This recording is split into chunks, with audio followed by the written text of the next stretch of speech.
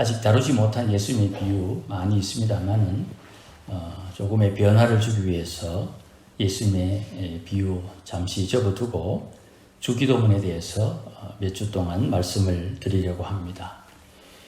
먼저 하나님의 인간 구원을 위한 시나리오, 이거를 구원 계획서 이렇게 표현할 수 있을까요?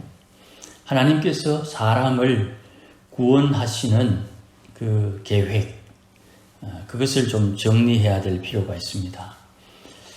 성경을 통해서 하나님께서 인간 구원의 핵심은 누구든지 주의 이름을 부르면 구원을 받는다, 이 말씀에 근거해서 예수를 믿으면 구원을 받는다, 이것이 성경이 우리에게 알려주는 하나님께서 사람이 구원받는 방법, 이렇게 규정할 수가 있습니다. 그러니 하나님 외에 다른 신이 없다는 십계명의 말씀과 예수 외에는 다른 구원자가 없다 하는 이 말씀은 서로 통용되는 말씀입니다.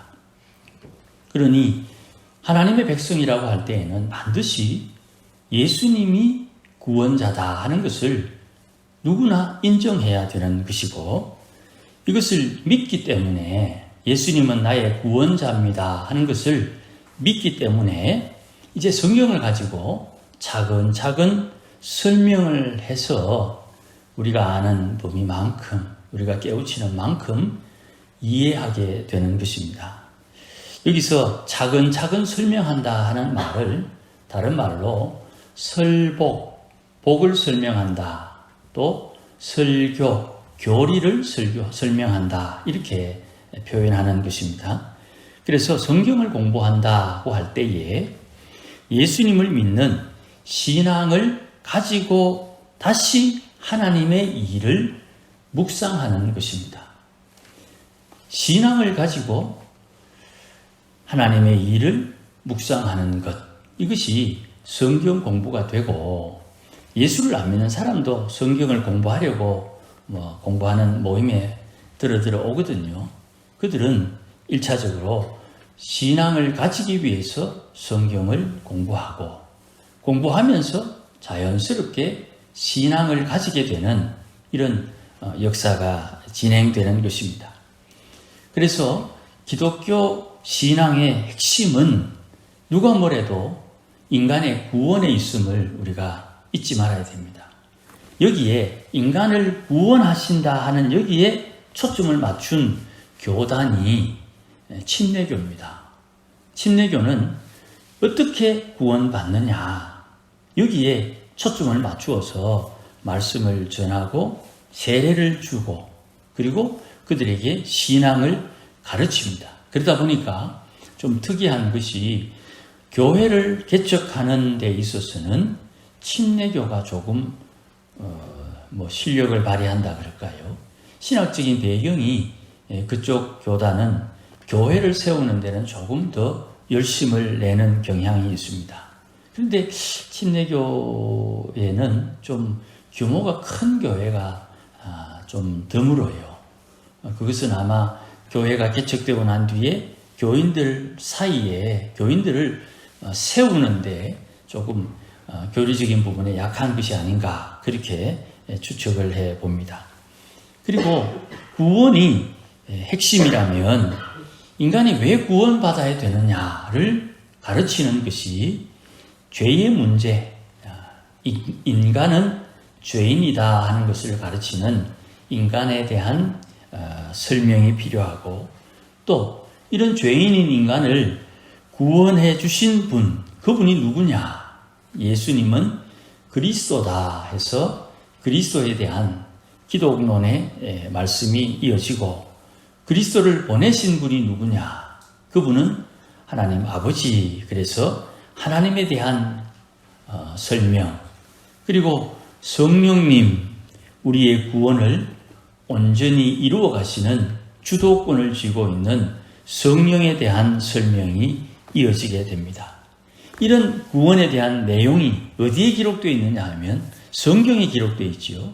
그래서 성경에 대한 이야기, 설명이 주어지게 되고, 이 성경에 따르면 교회는 어떤 모양, 어떤 일을 하는지, 그리고 다시 오시는 주님에 대한 소망을 가지고 천국에 대한 설명을 하게 됩니다. 이것이 이제 전체의 주제를 모아가지고 틀을 만드는데 논리적인 신학적 틀을 만듭니다. 이것을 이제 우리가 잘 아는 조직신학 혹은 교의신학이라고 말을 합니다. 이렇게 주제를 정해두면, 조직신학의 틀을 가지고 있으면 이단을 구별하기가 아주 수월합니다. 그래서 이 틀을 가지고 신학을 하고, 이것을 가지고 이제 기본적인 뼈대를 가지고 하나님의 교회, 성도들, 또 교리, 또 교회에 마땅히 해야 될 사명, 이런 것들을 수월하게 정리를 하는 것입니다. 그러면 오늘 주제의 주기도문, 이 주기도문의 위치는 어디에 되는가, 이렇게 질문을 할 수 있겠죠. 이 주기도문을 특별히 제가 많이 강조하는데, 그 이유는 단순하게 예수님께서 가르치신 핵심이기 때문에 그래요. 예수님의 가르침 중에 뼈대가 주기도문에 집약되어 있습니다. 산상수훈의 말씀에 의하면 예수님께서 팔복을 언급을 하고, 그리고 완성한 계명에 대한 이야기를 말씀하시면서 너희는 세상의 빛이요 소금이다, 그렇게 말씀을 합니다. 세상에서 빛과 소금의 사명을 감당하기 위해서는 반드시 팔복, 말씀의 열매가 있어야 돼요.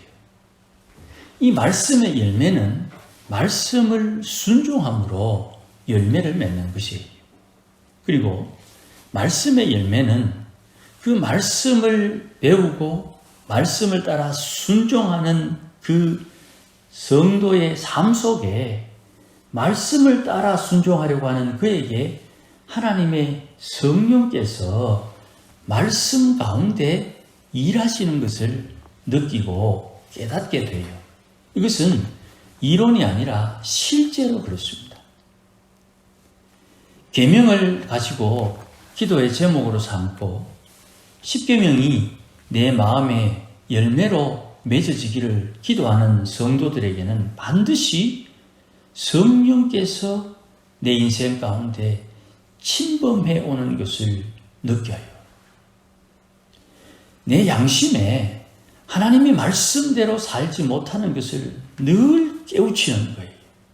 그런데 이것이 죄를 깨닫지 못하는 입장에서 볼 때에는 하나님의 간섭으로 느껴져요. 속 시끄러운 거예요. 가령 살인하지 말라 하는 말씀을 마음에 한번 새겼더니 누구 미워했다, 누구 불평했다, 누구 욕했다, 누구 때문에 화냈다, 막 이런 것이 그냥 다 잊어버리고 살았는데, 그것이 수시로 시간에 관계없이 내 마음속에 확 일어날 때, 옛날에 구죽물에 가만두면 무거운 것들이 다 가라앉아 있다가 그 통을 한번 툭 치면 물이 진동하면서 밑에 것이 확 올라오듯이 말이죠. 하나님의 성령께서 우리 마음을 속 시끄럽게 하는 거예요. 그게 싫고 그게 부담되니까 그렇게 안 하려고 하는 사람도 들어 있습니다. 그런데 그것을 통해서 내가 누구를 미워했구나, 또 회개하고 또 회개하는 중에 그 찌꺼기들을 다 들추어내면 맑은 물, 맑은 청결한 심령이 되는 거예요. 그러니 계명을 가지고 기도하는 이는 팔복의 열매가 반드시 맺히는데, 그 팔복의 열매가 동시다발적으로 맺히는 거예요. 그 중에 심령이 청결한 자는 하나님을 본다. 하나님을 보는 방법은 심령이 청결한 방법 외에는 없다는 것을 분명히 깨닫게 되는 것이죠. 그러니 회개가 민망한 일이고, 때로는 부끄러운 일이고, 때로는 참 조심스러운 일임에도 불구하고 회개하는 것을 두려워하지 않는 거예요. 성도는 그렇게 살아야 되는 것입니다. 신앙이라는 것이 그래요. 하나님 앞에 사는 우리가 죄를 겁내면 안 되는 거예요. 이 말을 죄를 짓자 이렇게 들리는 사람도 있겠지요. 그런데 사람이 악한 마음을 가지고 하는 모든 것이 죄이기 때문에 그 죄를 통해서 하나님 앞에 내 죄가 들추어지고 그것을 회개함으로 그 죄를 이길 수 있는 힘을 우리에게 공급해 주시는 거예요. 그러니 세상 사람들은 좋게 아무것도 없는 것처럼 싹 덮어서 포장을 잘 해가지고 회칠한 무덤처럼 잘 해가지고 그렇게 좋게 너도 좋고 나도 좋고 이렇게 넘어가는 것을 원하지만 하나님은 그렇지 않단 말씀입니다. 하나님은 우리의 죄를 깨닫고 회개함으로 죄를 이길 수 있는 힘을 공급해 주시는데 그 힘을 받는 것은 원하는데 회개는 안 한다. 참 어려운 거예요, 이게.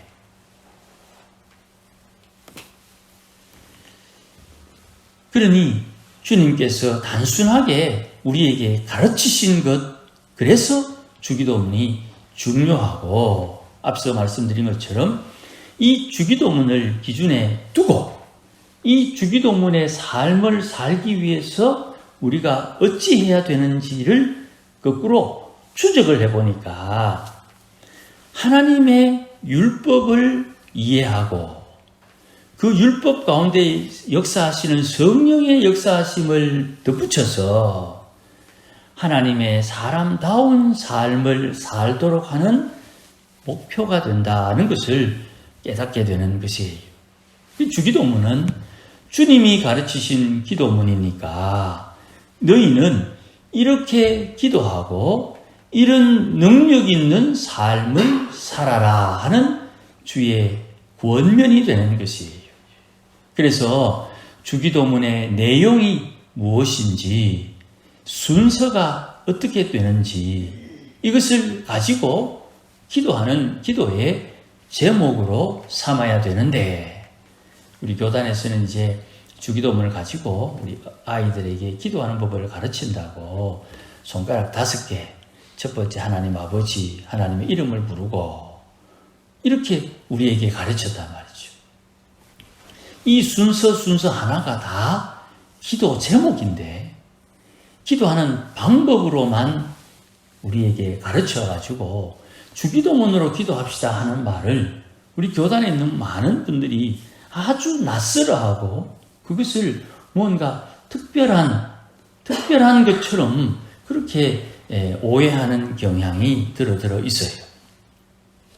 율법에 보니까 제사법, 먼저 용서받아 구원받는 방법은 나 대신 나를 위해서 희생한 희생제물로 내 죄를 용서받는다 하는 제사법이 있고, 두 번째, 구원받은 나를 위해서 하나님께서 나와 교제하도록 십계명을 주셨다.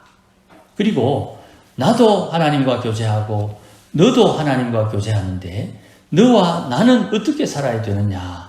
시민법, 율법에 기초한 은행심사로 서로가 서로를 대하는 시민법이 율법의 3가지 핵심으로 우리에게 주어진 거예요. 이것을 출애굽의 여정과 연결해서 빗대어 설명을 해보면 애굽에 있던 종 이스라엘 백성들이 모세를 통해서 나타낸 하나님의 10가지의 재앙을 통해서 이스라엘 백성들을 종되었던 애굽에서 구원을 해냅니다. 그리고 구원받은 이스라엘 백성들이 시내산을 향해서 가는 거예요. 하나님께서 1차적으로 약속의 땅에 들어가기 위해서 시내산을 거쳐 경유해서 지나가게 하시는 거예요. 그 시내산을 가기 위해서 하나님의 백성 되었음을 확정해 주는 홍해를 건너는데 바울에 의하면 그 홍해는 세례를 말하는 것이다. 그렇게 우리에게 알려져요. 그리고 세례 받은 이가 시내산에 도달하고 시내산에서 약속의 땅까지 가는 이 광야 길을 광야교회라고 스데반은 언급을 해요. 그러니 1차적으로 구원을 받으려면 예수를 믿어야 되고, 예수 믿는 자는 시내산에 들렀다가 약속의 땅 하늘로 가는 것이에요. 이것을 우리가 이렇게 이해하는 것이에요. 구원받은 것은 예수의 이름으로 구원을 받았고, 구원받고 난 뒤에 어떻게 내가 구원을 받았지? 내가 구원받은 이유가 뭘까? 내가 이제 구원받았으니 어떻게 살아야 되나 하는 이 문제를, 이 궁금증을 시내산에서 주신 그 언약, 약속을 통해서 우리가 깨닫고 배우고 느끼고 그렇게 살 수 있는 힘, 이것을 자생력이라 하는 거예요. 그 힘을 공급받는 거예요. 그리고 그 계명을 받은 이가 약속의 땅을 기업으로 받게 되는 거예요. 하나님의 아들로서, 이제는 종이 아닙니다. 하나님의 아들로서 약속의 땅을 기업으로 받는 것이에요. 기업으로 받은 그 땅에서 살아갈 삶의 방식을 가르치기 위해서 시내산에서 십계명을 받게 되는 것입니다. 이스라엘 백성들은 십계명을 받았다. 누구는 계명 받았나? 우리는 계명 받았다. 적어도 우리는 누구보다 낫다. 이런 우월감을 위해서 하나님께서 계명을 주신 것이 아니죠. 계명을 받았으니 그 십계명을 익혀서 하나님과 개인적으로 지속적으로 교제를 통해 하나님의 성품을 배우라고 우리에게 계명을 주신 거예요. 하나님의 계명을 받아서 나 구원받았다. 너 구원받았나? 아이고 구원도 못 받았나? 이렇게 우월하게 자기가 선택받은 것에 만족하는 것을 하나님이 원하는 게 아니에요. 믿지 않는 사람들 구박하고 멸시하라고 계명을 주신 것이 아니고 구원을 주신 것이 아니에요.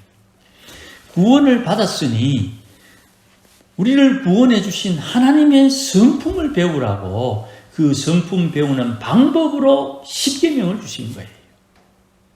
이 계명에 충실한 신앙을 하지 않으면 우리가 인간적인 삶의 태도로 세상을 살게 되는 것이에요. 신앙을 가졌는데 신앙 없는 사람들처럼 사는 거예요. 그렇다고 그 사람이 나쁜 짓을 한다거나 그런 것도 아니에요. 그런데 좀 독선적인 것도 있고요. 강압적인 것도 있고요. 좋은 말로 카리스마죠. 그런데 복음을 전하는데 그 독선과 강압이, 그 리더십이 되레 걸림돌이 되는 경우가 있다는 말씀이에요. 하나님의 성품은 두 가지로 표현을 하지요. 하나는 하나님 거룩하시니 너희도 거룩하라 그랬고, 두 번째는 내가 너희를 사랑했으니 너희도 서로 사랑하라 그렇게 말씀하셨지요. 이것을 이제 십계명에 빗대어서 조금 설명을 드립니다. 하나님의 성품으로 사는 삶의 자세는 하나님을 아니까, 하나님은 하나님 외에 다른 신이 없고 우상, 천하 만물의 그 피조 세계로 하나님을 설명할 수 없고 하나님의 이름을 빙자해서 망령된 행실을 하는 것 하나님 싫어한다. 1, 2, 3 계명입니다. 나를 사랑하고 내 계명을 지키는 이에게는 반드시 천대까지 은혜를 베푼다 하는 말씀으로 하나님을 우리에게 소개해 주시고, 그분이 정하신 날이 있어요. 안식하는 날, 그날 하나님 앞에 예배함으로 하늘의 거룩함을 덧입도록 하나님께서 길을 열어주셨어요. 안식하는 날 하나님 앞에 예배해야 하는 이유는 그날 하늘의 거룩함을 경험할 수 있는 날이기 때문이에요. 그 하나님을 알고 우리는 이 땅에서 어떻게 사느냐?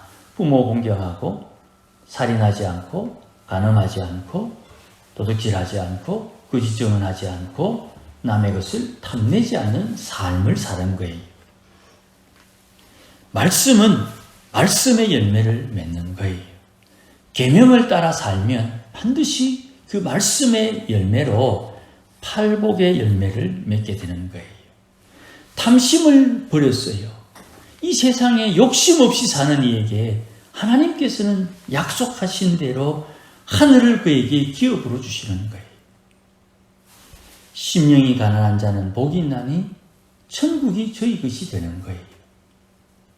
천국을 소유한 기업으로 받은 이는 이 땅에 사는 동안 늘 핍박받은 자의 삶을 사는 것이에요. 이 두 가지가 계명을 따라 사는 사람들에게 나타나는 확실한 표정이고, 이것이 우리 삶에 잘 기둥으로 박혀 있으면 하늘을 기업으로 받았다, 천국을 기업으로 받았다, 핍박받은 자의 삶을 산다, 이 두 기둥이 딱 박혀 있으면 거기에 맞추어서 이 땅에 하나님의 의가 없어서 애통해하는 삶을 사는 거예요. 우리가 이 땅에 살면서 하나님의 말씀에 길들여지면 세상의 어떤 방해와 상관없이 우리는 주어진 땅에 하나님의 말씀을 뿌려서 100배, 60배, 30배의 결실을 얻게 되어 있는 거예요. 저들은 그것을 전혀 이해하지 못하지만 계명을 따라 하나님을 섬기는 이는 반드시 온유해진 자에게 땅을 주어서 그 땅에 뿌려진 말씀에 의해서 결실을 얻게 되는 거예요. 그리고 이 땅에 의에 줄이고 목마른 자가 되어서 하나님의 위로를 받는 거예요. 이 위로는 세상 사람들의 지혜와는 도무지 상상 못하는 하나님의 권능의 위로가 되는 거죠. 그리고 하늘의 긍휼을 맛보기 위해서 이 땅에서 긍휼을 베풀며 살아요. 긍휼을 베푸는 방법 산상수훈에 보니까 기도, 금식, 구제예요. 이 세 가지를 통해서 긍휼을 베풀 때 하늘로부터 임하는 긍휼이 있는 거예요. 그러니 이거는 좀 세상 사람들의 표현대로 하면요, 돈 놓고 돈 먹기예요. 우리가 베풀 수 있는 긍휼이 커봤자 얼마나 크겠습니까? 그래, 우리는 조그마한 긍휼을 베풀고 우리에게 임하는 긍휼은 그것과 비교해서 엄청난 것이 우리에게 긍휼로 임하는데, 그게 적절한 비유는 하나 심어서 100배, 하나 심어서 100배. 너희가 자기 십자가를 지고 나를 따르고 아비, 부모, 형제, 전토를 부리고 나를 따르면 100배의 보상이 있다. 주의 말씀이죠. 그러니 우리가 이 땅에 사는 동안 하나님의 계명을 따라 살면 그 계명의 열매로 팔복의 열매가 맺히는 거예요. 우리는 그저 계명대로 하나님 앞에 회개했을 뿐인데 내 심령이 청결했다고 하나님이 나를 만나주시는 거예요. 주님, 우리와 하나님 사이에 죄라는 것 때문에 막힌 담이 있는데 그 막힌 담을 헐기 위해서 주님 십자가 지셔서 십자가의 피로 그 막힌 담을 허시고 하나님과 우리 사이에 화평을 주셨듯이 하나님 자녀의 권세를 가진 우리가 세상 살면서 세상 사람들 사이에 화평케 하는 이 권세를 행하면서 사는 거예요. 권세를 행하는데 그 권세에 순종하지 않으면 하늘에서 벼락이 떨어지는 것이에요. 그렇다고 우리가 벼락을 떨어뜨리면서 사는 것이 아니라 하나님의 역사는 그렇게 나타나는 것이에요. 이것이 계명에 따라 사는 이에게 주시는 하나님의 약속이고 이 열매를 통해서 우리가 하나님의 나라를 이 땅에 이루면서 사는 거예요. 주기도문에 하나님의 나라를 이 땅에 이루어 주옵소서 하는 그 방법이 계명과 팔복의 열매를 통해서 우리에게 나타나는 거예요. 그것을 누가 주도하십니까? 우리의 아버지 하나님께서 주도하시고 약속하셨기 때문에 그것이 이루어지는 것이에요. 그래서 주기도문이 중요한 것입니다. 주기도문의 내용을 알고 그것이 내 기도의 제목이 되고 그것이 내 삶의 목적이 되어야 되는 거예요. 우리는 하늘의 소망을 두고 하늘의 상급을 준비하는데 그 하늘의 소망과 하늘의 상급은 주기도문과 연결이 되어 있는 거예요. 그러니 우리의 신앙생활을 철저하게 기도하면서 하는데 그 기도가 하나님 이거 주이소 저거 주이소 물론 이게 필요하고 저것이 필요하기 때문에 그렇게 기도할 수밖에 없는 우리의 답답함을 우리가 이해를 해야 됩니다. 그것이 틀렸다 잘못됐다 이렇게 말하는 것은 좀 과한 것 같아요. 하나님 이거 필요합니다라고 말할 수밖에 없는 성도의 그 답답함을 좀 이해를 하지만 주님 가르쳐 주신 기도문을 가지고 기도할 때 예수님 말씀하신 대로 너에게 무엇이 있어야 하는지 아는 하나님께서 먼저 그의 나라와 의를 구하는 너희에게 그런 것들은 때에 맞추어서 준다는 거죠. 그러니 신약 성경의 내용들이 새롭게 이제 보이게 되는 거예요. 성령의 열매는 제가 계속 강조합니다만 이걸 제가 계속 반복하는 이유는 이것이 그냥 들어서 이해되는 것이 아니기 때문에 그래요. 하나님의 말씀에 순종하는 가운데 내 마음에 온갖 생각이 다 나거든요. 이게 맞나 저게 맞나 꼭 이래야 되나 저러면 안 되나 막 내 마음속에 내가 알고 있는 지식, 내가 아는 경험, 내가 아는 여러 가지 상황들을 막 조합하고 뭐 찢고 뽑고 해가지고 내가 어떻게 해야 되느냐 하는 그 갈등과 고민 속에 내 안에 하나님께서 들려주시는 말씀이 있어요.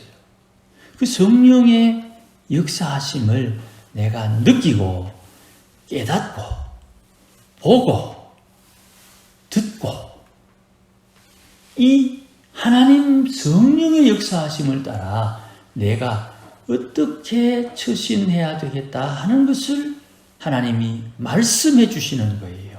이 성령의 지시하심이 내게 있고 우리 성령이 열매할 때 말씀드렸습니다.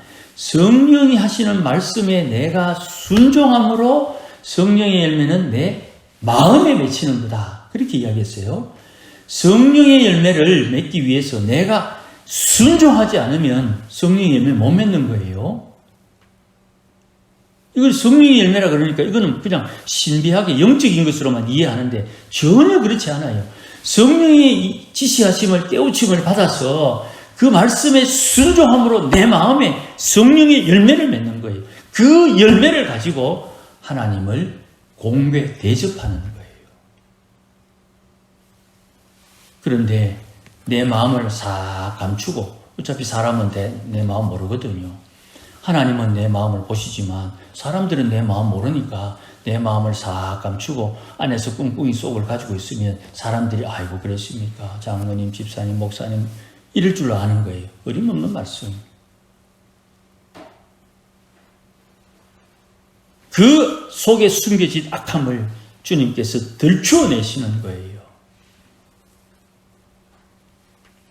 주님께서 들추어내면 덮을 자 없고 주님께서 덮으면 들추어낼 자 없다. 그 은혜가 있어서 안 들켜서 망정이지. 그러니 나는 알고 하나님은 아는 거예요. 목사는 속여도 돼요. 목사는 하나님 종이니까 하나님 책임지겠죠. 장로님 속여도 돼요. 장로는 하나님의 종이니까 하나님 알아서 하시겠죠. 그런데 속는 것은 괜찮아요. 하나님은 못 속인다 이 말입니다. 그러니 어찌해야 됩니까? 회개해야 되는 거예요. 제가 그랬죠. 회개는 내 행동을 회개하는 게 아닙니다. 아이고 내가 거짓말했구나. 거짓말 안 해야지. 거짓말했는 그 행동을 회개하는 게 아니에요.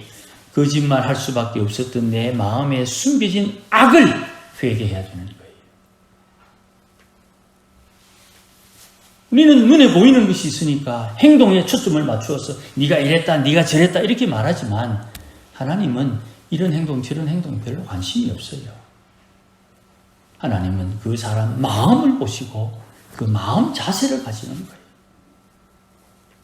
그래서 우리는 하나님 앞에 우리 스스로를 조심해야 되는 것이고 죄를 두려워하면 안 된다 그랬죠. 내가 내 속에 불의한 것이 드러나면 그냥 덮어놓고 하나님 잘못이십니다. 한 번만 용서해 주이소. 내가 왜 용서해 줘야 되냐. 예수님 십자가 피 흘려가지고 내가 오늘 또 하나님 앞에 얘기합니다. 용서해 주이소. 그것이 우리 신앙의 핵심이 되어지는 거예요. 세상에서 교통법 껴끼면 벌금 내면 된다 그랬죠. 과태료.